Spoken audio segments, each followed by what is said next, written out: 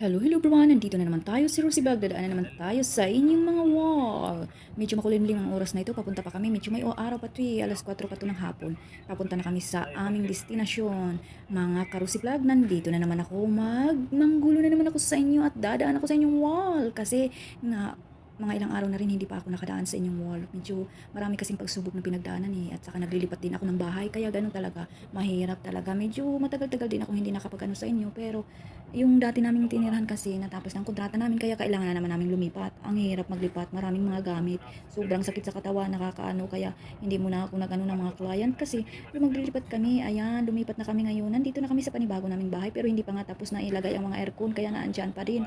Sige lang, go lang. Ganun talaga ang buhay OFW, ganun talaga ang buhay natin dito sa ibang bansa. Kaya mga ka-OFW dyan, mag-iingat tayo sa bawat galaw natin kasi mahirap ang buhay.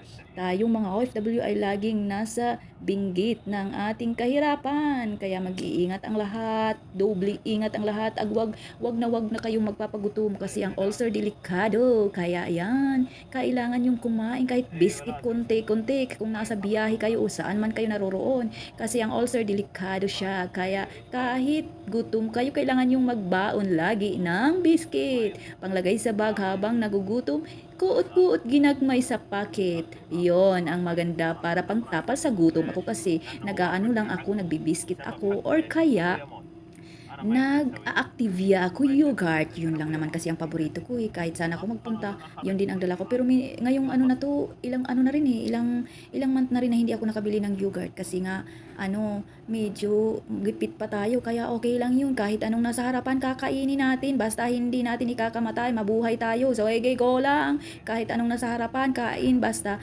marunong ka ring mag-control sa sarili mo. Ganun lang naman talaga. Love yourself. Ganun talaga ang buhay. Kaya kayo mga Karusi Vlog, habang malayo kayo sa pamilya nyo, ay anuhin nyo na lang ang sarili nyo, aliwin nyo na lang ang sarili nyo kahit usapin mo pang mag-isa, ganun naman talagang buhay natin OFW, makikipag-usap sa sarili natin, basta okay lang yun at ilabas nyo ang sama ng loob nyo, huwag nyo itago kasi masakit sa puso yun pag itatago nyo, kaya huwag kayong magtago, ilabas nyo yan, labas sama ng loob, o kaya isayaw nyo kasi marami namang paraan maglabas ng sama ng loob. Ako pag hindi ko na kaya, inisayaw ko yan eh, isasayaw ko lang, ikimbot-kimbot ko lang, ikimbot-kimbot ko ang puwit ko, ang utak ko ay maikot na.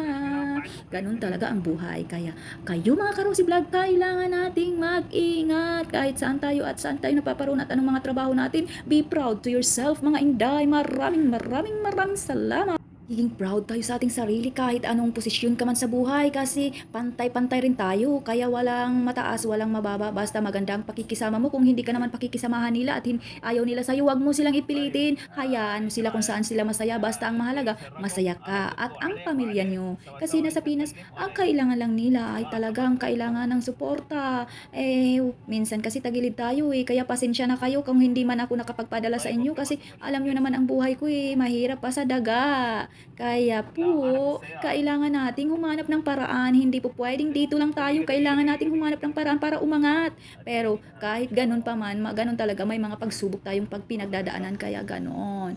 Ganon talaga ang buhay. Live it or accept it. Kasi yun ang bigay ng Panginoon sa atin. Kung anong bigay ng Panginoon sa atin, maraming salamat. Kailangan nating magpasalamat sa Kanya kasi yun ang gusto niyang maparating natin. Hindi naman natin hawak ang ating buhay.